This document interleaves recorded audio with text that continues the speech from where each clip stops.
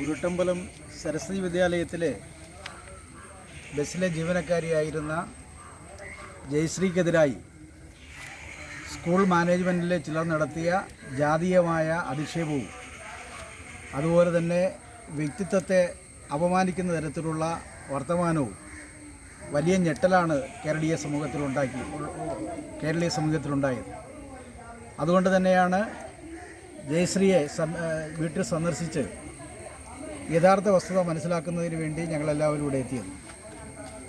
നവോത്ഥാനത്തിൻ്റെ വലിയ പോരാട്ടം നടന്ന ചരിത്ര പൈതൃകമുള്ള മണ്ണാണ് ഊരുട്ടമ്പലത്തിൻ്റെ. വിദ്യാഭ്യാസ അവകാശം നിഷേധിക്കപ്പെട്ട ഒരു തലമുറയ്ക്ക് പള്ളിക്കൂടത്തിൽ പഠിക്കാനും വഴി നടക്കാനുള്ള അവകാശത്തിന് വേണ്ടി നടത്തിയിട്ടുള്ള നിരവധിയായ പോരാട്ടങ്ങളുടെ സമര പൈതൃകം ഈ മണ്ണിലുണ്ട്.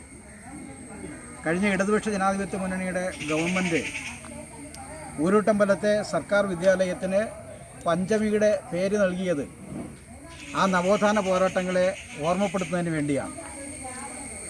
ആ പൈതൃക സമരങ്ങളുടെ ഓർമ്മയുള്ള മണ്ണിലാണ് പഞ്ചമിയുടെ 4ാം തലമുറയിൽപ്പെട്ട ജയശ്രീ എന്ന ദളിത് യുവതിക്ക് നേരെ വ്യക്തിപരമായ അധിക്ഷേപവും ജാതീയപരമായ പരാമർശവും ഒരു സ്കൂൾ മാനേജ്മെൻറ്റിലെ ചിലർ നടത്തിയത്.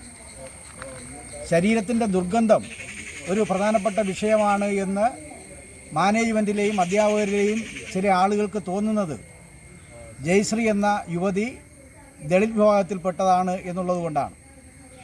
അത്തരം മനോഭാവം വച്ചുപുലർത്തുന്ന ആളുകൾക്കെതിരായി ശക്തമായ നിയമ നടപടികൾ സ്വീകരിക്കണം എന്നാണ് ഞങ്ങൾക്ക് ആവശ്യപ്പെടാനുള്ളത്.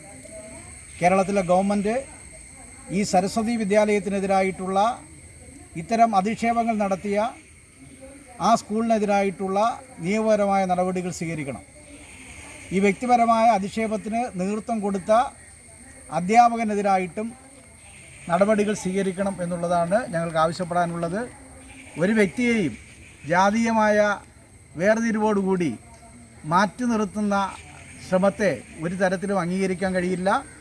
ആ ഒരു നിലപാടുമായി മുന്നോട്ട് പോയ സ്കൂൾ മാനേജ്മെൻറ്റിനെതിരായി ശക്തമായ നിയമ നടപടികൾ സ്വീകരിക്കണം എന്നാവശ്യപ്പെടുകയാണ്.